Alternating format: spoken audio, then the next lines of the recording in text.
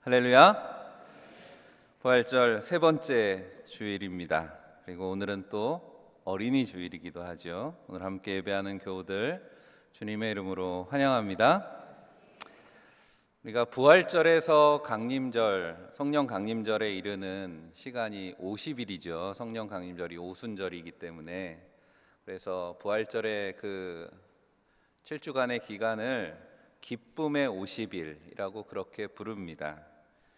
올해는 특별히 그 기쁨의 50일의 한가운데 가정의 달이 들어 있습니다. 부활의 기쁨이 우리 사랑하는 성도들 가정마다 넘치시기를 주의 이름으로 간절히 축복합니다. 오늘 어린이날이기도 하고 또 5월 가정의 달의 시작이기도 한데, 오늘 본문을 가지고 부활의 가정이라는 제목으로 은혜를 나누려고 합니다. 첫 번째로 부활의 가정은 천국인 줄 믿습니다. 우리 교회 전통에서 부활절 지난주 두 번째 주일은 무슨 주일이라 그랬죠? 그새 잊어버리시면 안 될 텐데, 두 번째 주일은 도마주일이라고 했다면 세 번째 주일도 별칭이 있습니다. 세 번째 주일은 영어라서 밀 선데이라고 하는데, 우리말로 하면 밀이 식사거든요. 그래서 식사주일 이렇게 하자니 좀 표현이 그래서 아마 도마주일처럼 그렇게 잘 호칭을 붙이지는 않았던 것 같습니다. 식사주일, 식탁주일 이 정도 의미가 될 텐데요. 도마에게 부활절 두 번째 주일에 나타나셔서 믿음 없는 자가 되지 말고 믿는 자가 되라, 부활의 믿음을 강조하신 것이 부활절 두 번째 주일에 우리가 살펴봤던 부활의 의미라고 한다면, 오늘 우리가 읽은 본문 바로 앞에 보면 요한복음입니다. 요한복음 21장 14절에 이것은 예수께서 죽은 자 가운데서 살아나신 후에 세 번째로 제자들에게 나타나신 것이라 라는 말씀이 나옵니다. 세 번째라고 하는 것이 이제 요한복음의 표현이기 때문에 부활의 내용들을 쭉 살펴보면, 모든 복음서를 다 통틀어 보면 이 사건이 세 번째인가라는 것에 대해서는 좀 이견이 있을 수 있지만, 요한복음을 기준으로 하면 세 번째다라는 거죠. 그러니까 세 번째라고 하는 말이 꼭 주일을 의미하는 것은 아니지만, 오늘 우리가 부활절 세 번째 주일에 어린이 주일을 맞아서 이 사건 속에서 주목해 봐야 될 것이 있습니다. 우리가 이 사건의 내용은 앞뒤를 읽어보시면, 밤새 제자들이 고기를 잡습니다. 갈릴리 바다에서. 근데 하나도 잡지 못했죠. 그리고 날이 밝을 무렵이 되어서 바닷가에서 부활하신 주님이 제자들을 찾아오십니다. 그런데 워낙 새벽 미명이라 예수님이신가 잘 제자들이 알아보지 못했다, 성경은 말씀하죠. 그런데 5절에 보면 예수님께서 이렇게 말씀하십니다. 예수께서 이르시되 얘들아 너희에게 고기가 있느냐 대답하되 없나이다. 왜 이 말씀을 읽었냐면, 예수님께서 제자들을 부르시는 호칭입니다. 예수님 뭐라고 부르셨어요? 얘들아. 얘들아라는 말이 헬라어로 하면 파이디온이라는 단어입니다. 얘들아라는 말은 어린아이들을 지칭하는 말이라는 거예요. 예수님께서 한창 밤새도록 낚시를 하고 있는 제자들을 찾아오셔서 얘들아, 마치 아이들이 친구들을 부르듯이 그렇게 부르셨다라고 하는 겁니다. 오늘 우리가 마태복음 19장 14절을 본문을 제가 오늘 하나 더 읽었죠. 예수께서 이르시되 어린아이들을 용납하고 내게 오는 것을 금하지 말라, 천국이 이런 사람의 것이니라 하시고 라는 말씀에 어린아이들이라는 말이 파이디온이라는 단어입니다. 오늘 함께 읽은 본문에 똑같이 어린아이들이 나오죠. 부활하신 예수님과 제자들이 갈릴리 호수에서 만난 이 장면이, 그렇게 생각해 보면 마치 어린아이들이 함께 바닷가에서 캠핑을 하는 것과 같은 그런 모습을 상상하게 한다라고 하는 거죠. 예수님이 찾아오셨습니다. 왜 우리가 그런 영화 같은 걸 보면 어른들이 나오다가 갑자기 화면이 바뀌면서 다 어린아이가 돼버리는 그런 장면을 한번 상상해 보시기를 바랍니다. 예수님이 와서 제자들에게 얘들아 고기 많이 잡았어? 이러고 계신 거예요. 그랬더니 뭐라고 대답해요? 아니 이상하네, 오늘 한 마리도 못 잡았어, 밤새도록. 그래? 그럼 오른쪽에 한번 던져봐. 오른쪽에 그물을 던졌더니 고기가 잔뜩 잡혔다는 거죠. 와, 애들 표현으로 하면 겁나 많이 잡았어. 그러니까 예수님께서 빨리 나와, 우리 같이 먹자. 이 장면을 그런 장면으로 한번 상상하면서 읽어보았습니다. 무슨 말이냐면 부활하신 주님이 등장하시는 순간 그곳은 천국으로 변화되는 줄 믿습니다. 부활의 주님이 함께 하시면 우리 가정은 천국으로 변화되는 줄 믿습니다. 우리 가정의 식탁은 천국의 식탁이 되는 것입니다. 그러므로 어린아이와 같은 시선으로 바라보라, 주님이 말씀하시는 이유입니다. 어린아이 같아야 천국을 보게 된다 말씀하시는 거죠. 어린아이의 눈으로 바라보는 세상은 언제나 천국이기 때문에 그렇습니다. 그래서 천국 백성의 삶에 대해서 마태복음은 특별히 천국 백성의 삶을 강조하는데, 마태복음의 말씀은 그래서 어린아이와 천국을 연결하는 말씀들이 나옵니다. 오늘 우리가 교동문으로도 읽었던 말씀이 마태복음 18장 3절 4절인데, 어린아이 같은 마음으로 천국에 있다라는 생각으로 한번 읽어보시기를 바랍니다. 같이 읽어볼까요? 이르시되 진실로 너희에게 이르노니 너희가 돌이켜 어린아이들과 같이 되지 아니하면 결단코 천국에 들어가지 못하리라. 그러므로 누구든지 이 어린아이와 같이 자기를 낮추는 사람이 천국에서 큰 자니라. 아멘. 어린아이와 같은 마음으로 사시기를 축복합니다. 그러면 우리의 삶이 천국으로 변화됩니다. 오늘 어린아이가 등장하는 마태복음 19장 14절 한 절만 읽었습니다. 19장을 다 읽기는 시간이 부족하기 때문에. 근데 만약 여러분들이 마태복음 19장 말씀을 혹시 펴고 계시다면 마태복음의 앞뒤의 내용을 읽어보면 이 말씀이 가정에 대한 말씀이라고 하는 것을 우리가 금방 발견하게 됩니다. 처음에 나오는 19장의 내용은 뭐냐면 바리새인들이 예수님께 와서 시험하느라고 묻습니다. 그러면서 율법에 있는 이혼과 관련된 질문을 하는 거죠. 이혼에 대해서 예수님의 의견을 물었을 때 주님이 뭐라고 말씀하시냐면 마태복음 19장 4절부터 6절까지 말씀에 예수께서 대답하여 이르시되 사람을 지으시니가 본래 그들을 남자와 여자로 지으시고 말씀하시기를 그러므로 사람이 그 부모를 떠나서 아내에게 합하여 그 둘이 한 몸이 될지니라 하신 것을 읽지 못하였느냐. 그런즉 이제 둘이 아니요 한 몸이니 그러므로 하나님이 짝지어 주신 것을 사람이 나누지 못할지니라 하시니. 아멘.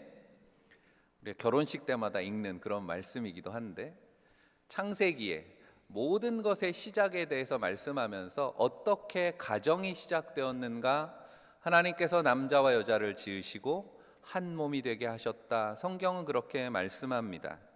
하나님께서 천국의 모형으로 가정을 세우신 원리에 대해서 예수님께서는 다시 그들에게 기억나게 하시면서 너희 바리새인들 말씀을 그렇게 잘 안다고 하면서 가정이 어떤 의미라고 하는 걸 왜 모르느냐, 그러면서 이혼에 관한 법적인 걸 따지려고 하냐라고 하는 거죠. 중요한 건 가정은 하나님이 지으신 천국의 모델이고 그 가정을 통해서 하나님은 하나님의 나라를 지으시기를 만들어 가시기를 원하신다라고 하는 것을 이야기하면서 이어지는 말씀에 천국은 어린아이 같은 사람들의 것이다 라는 말씀을 하고 계신 거죠.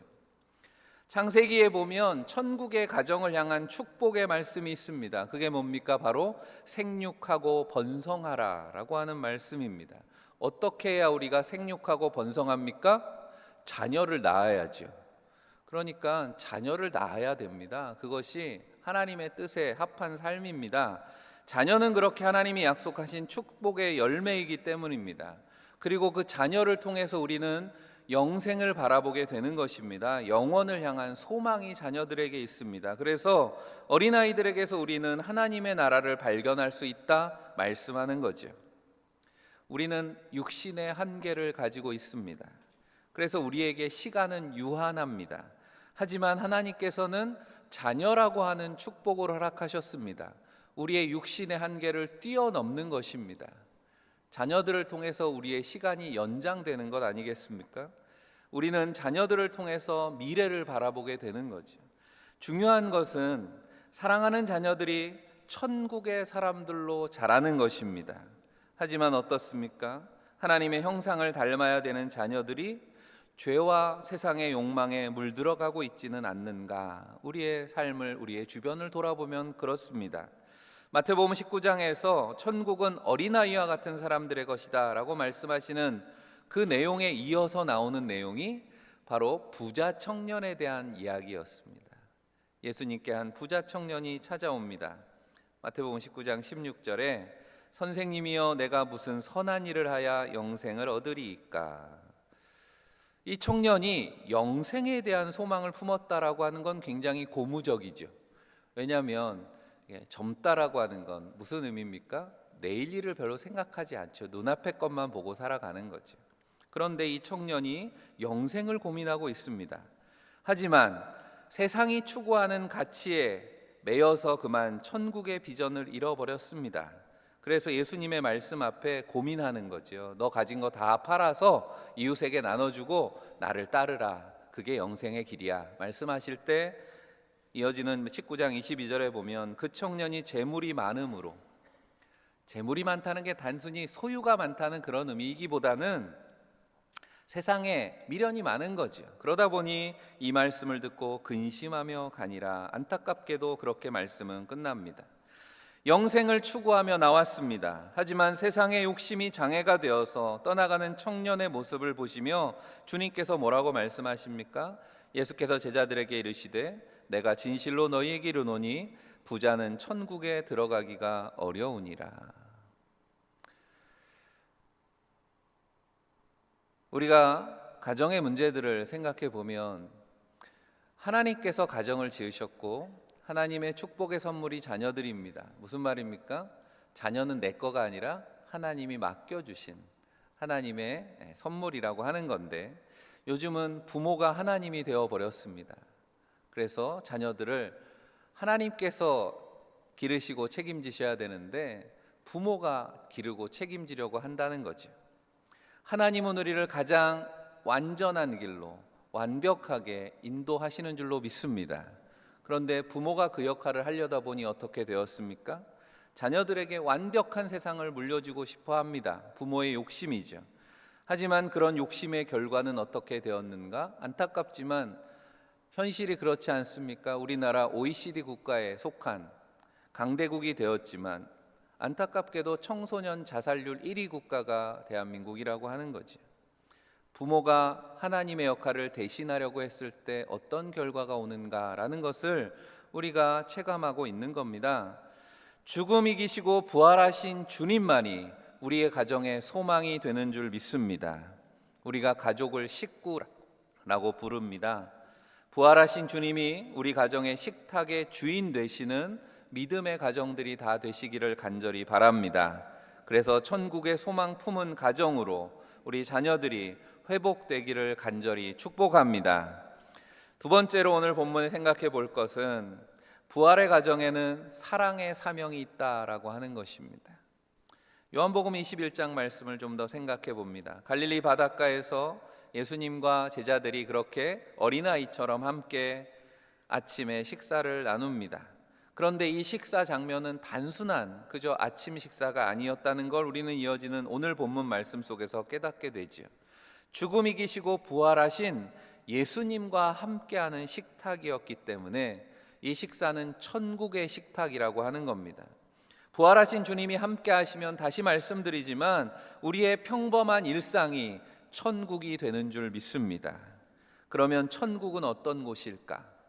많은 사람들이 호기심을 가지고 있습니다. 그리고 상상해냅니다. 천국은 아마 이런 모습이 아닐까?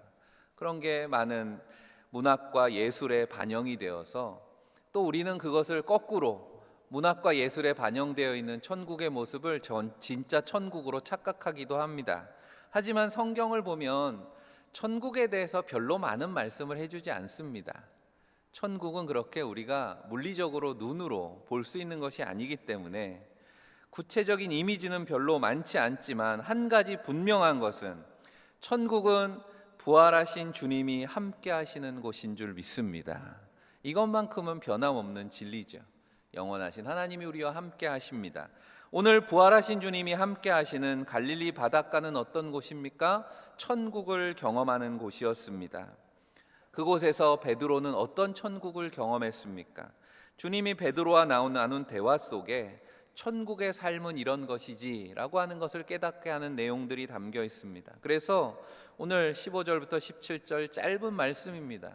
또 내용을 가만히 들여다보면 반복되는 말씀이기 때문에 사실은 한 절을 읽은 것이나 별로 다르지 않은 그렇게 짧은 대화이지만 읽으면 읽을수록 참 깊은 울림이 있는 그런 대화입니다. 15절에 요한의 아들 시몬아 내가 이 사람들보다 나를 더 사랑하느냐 하시니, 예수님은 베드로를 반복해서 뭐라고 부르십니까? 요한의 아들 시몬아. 오늘 3번이나 그렇게 부르십니다. 요한의 아들 시몬아. 시몬이 원래 베드로의 이름이었습니다. 예수님께서 반석이라고 하는 베드로라는 이름을 나중에 붙여주신 별명이잖아요. 예수님이 시몬이라고 베드로를 부르셨을 때는 처음 만나셨을 때겠죠. 베드로가 물고기 잡고 있을 때 내가 너로 사람 낚는 어부가 되게 하겠다 부르실 때, 처음 만나셨을 때 불렀던 이름은 시몬이었습니다. 무슨 말입니까? 예수님은 부활하셔서 베드로를 다시 만나셔서 처음 만났을 때처럼 베드로를 부르고 계시다는 거죠.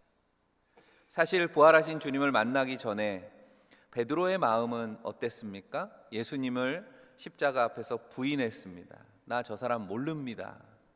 두려워서 부인했던 거죠. 예수님을 3번이나 부인했던 그 죄책감이 그 마음에 있었습니다.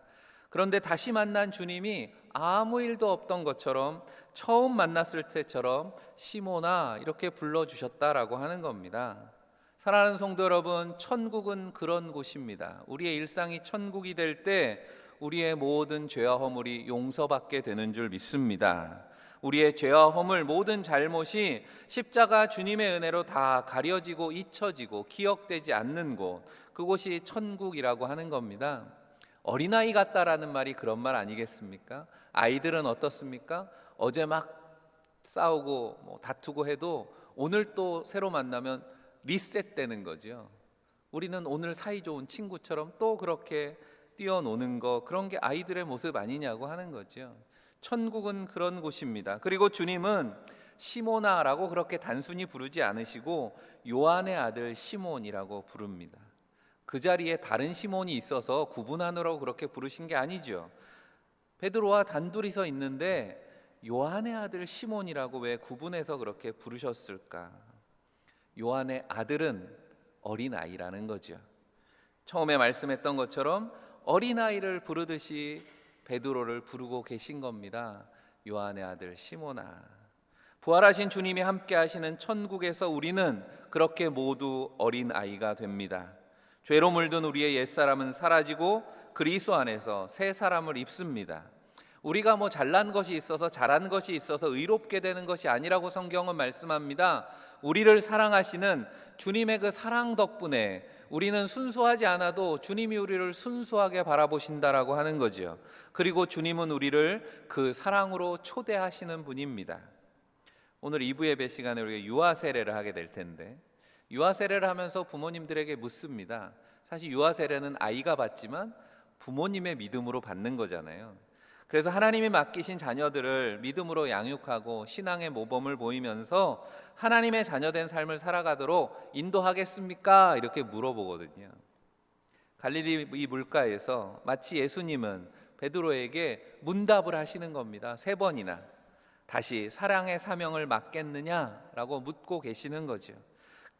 그러면서 이 사람들보다 내가 나를 더 사랑하느냐, 이 사람들이라고 우리 성경엔 번역되어 있지만 원어의 의미로 살펴보면 사람이 아니라 이것들이라고도 번역할 수 있는 그런 말씀입니다.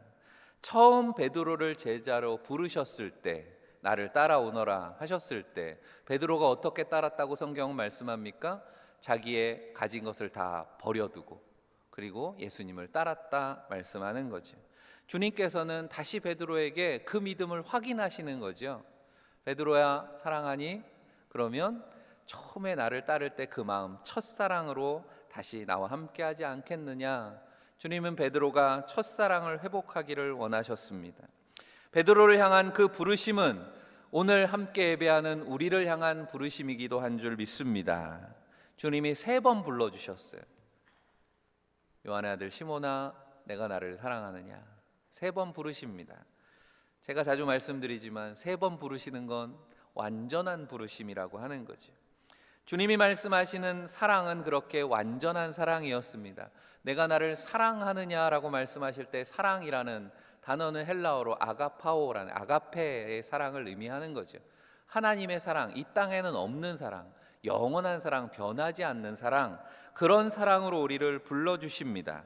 그 부르심에 믿음으로 응답하는 저와 여러분들이 되시기를 간절히 바랍니다.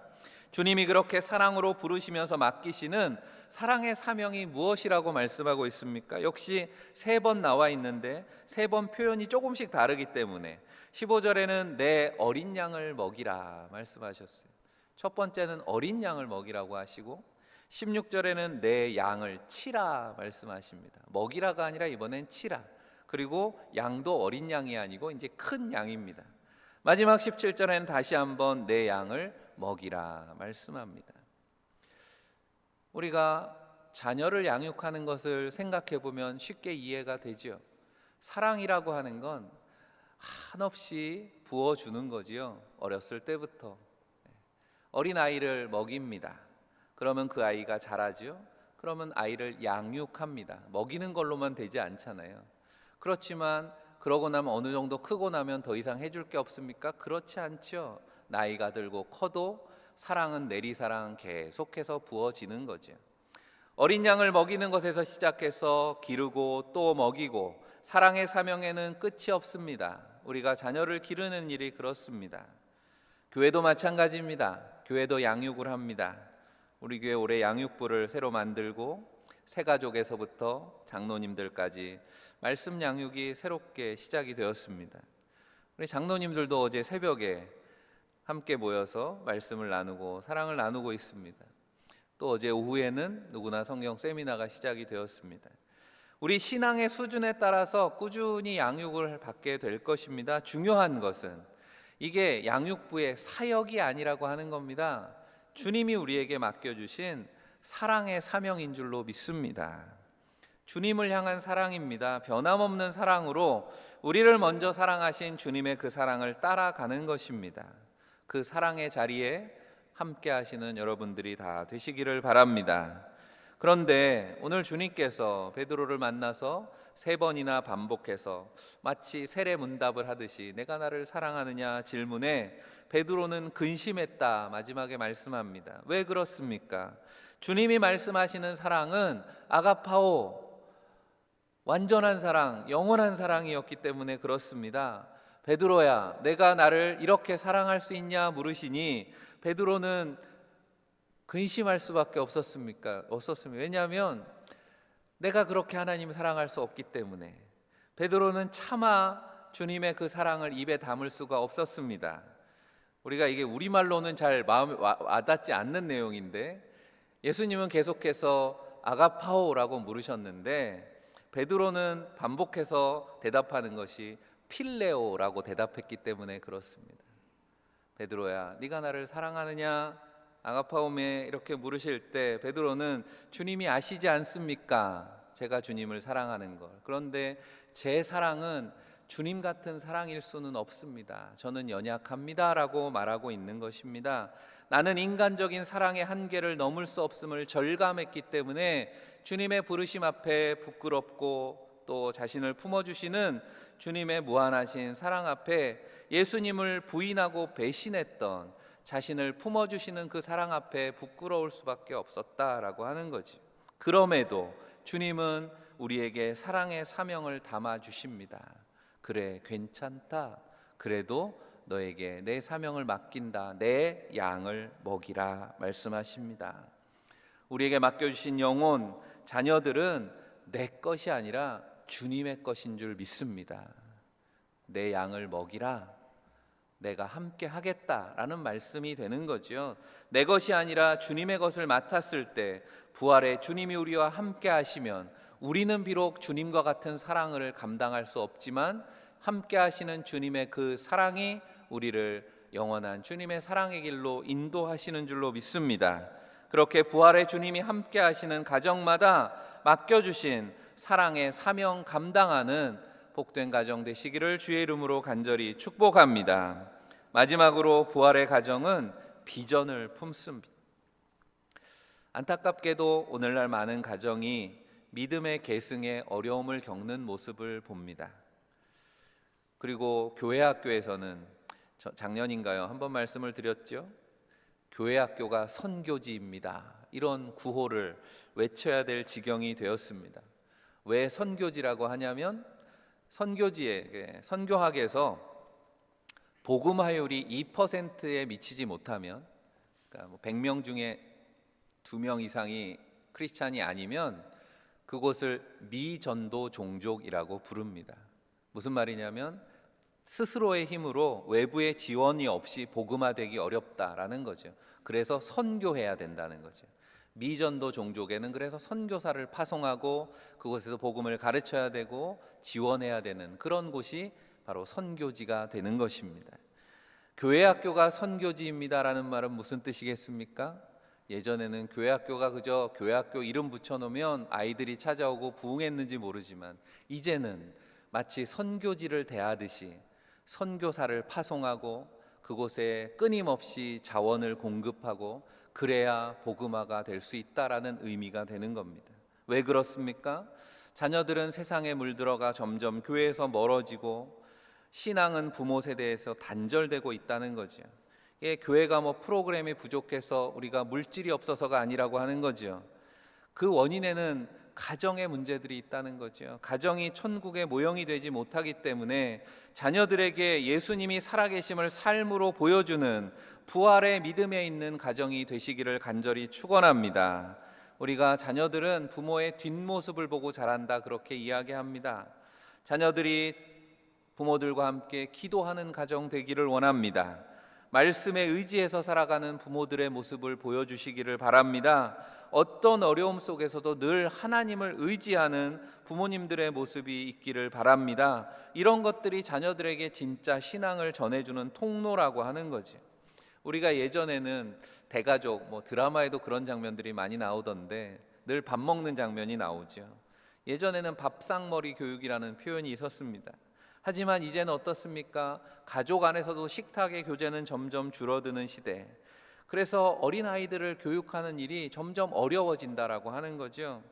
그래서 그런 보고도 나왔습니다. 이제는 부모가 자녀를 교육하는 게 아니라 신앙교육에서 할머니, 할아버지들의 역할이 예전보다 더 중요해졌다 이런 얘기도 합니다. 왜냐하면 다 손주들을 돌보시잖아요. 이제 직장 나가고 엄마 아빠들은 직장에 나가고 할머니 할아버지들이 자녀들을 양육하는 시대가 되었습니다. 그러다 보니 손주들을 돌보고 계시다면 식사 때마다 꼭 기도해 주시기를 바랍니다. 대화를 나눌 때 믿음의 간증들을 하시기를 바랍니다. 성경 이야기하다가 자녀들의 마음에 살아있는 복음이 새겨질 수 있다는 사실을 잊지 마시기를 바랍니다. 다시 한번 마태복음 19장에 나오는 부자 청년의 모습을 떠올려 봅니다. 그는 주님께 어떻게 해야 영생을 얻을 수 있습니까? 신앙의 갈급함을 가지고 예수님께 나왔습니다. 나름 신앙의 가정에서 자란 것 같아요. 율법도 잘 지키고 모범적인 청년이었습니다. 그런데 예수님께서 내 소유를 팔아서 가난한 자들에게 주고 나를 따르라 도전하셨을 때는 그만 고민하며 슬픈 얼굴로 돌아섰습니다. 왜 그럴까요? 그의 마음에는 세상이 너무 깊이 자리 잡고 있었다라고 하는 거죠. 그래서 주님이 맡겨주신 그 사명을 붙들지 못한 채 주님을 떠났습니다. 이 청년의 이야기는 오늘 우리 청년 세대 그리고 그들을 길러내는 가정에게 주는 말씀이기도 합니다. 오늘 우리의 많은 청년들도 그런 고민을 하지요. 내가 정말 주님 따르며 살아갈 수 있을까? 이 불확실한 미래 앞에서 믿음으로 결단하는 게 가능한가? 신앙과 현실 사이에서 나는 어떤 선택을 해야 하는가?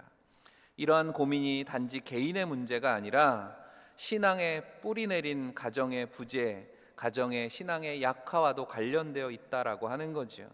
부활의 믿음을 가진 가정은 어린 자녀들이 영생의 가치를 깨닫고 부르심 앞에 담대히 응답하도록 이끌어주는 영적인 플랫폼의 역할을 할 수 있다는 거죠. 하지만 가정이 사명의 언어를 잃어버릴 때 자녀들도 믿음의 언어를 잃어버리고 세상의 언어를 따르게 되어 있습니다. 가정이 주님의 사랑의 부르심을 외면하게 될 때 자녀들은 혼란 속에 방황할 수밖에 없습니다. 가정이 부활의 주님을 따라 살아가는 모델로 회복될 때 우리 자녀들도 사명을, 그리스도의 사랑을 삶의 목표로 삼게 될 줄로 믿습니다. 오늘날 어린 자녀들이 비전이 없고 길을 잃은 채 살아간다고 안타까워합니다. 하지만 그들의 시선이 진정한 영생과 사명을 향하도록 도와줄 수 있는 가정이 세워진다면 오늘 베드로처럼, 부활하신 주님을 만난 시몬 베드로처럼 다시 그들도 일어나서 복음의 길을 걷게 될 줄로 믿습니다.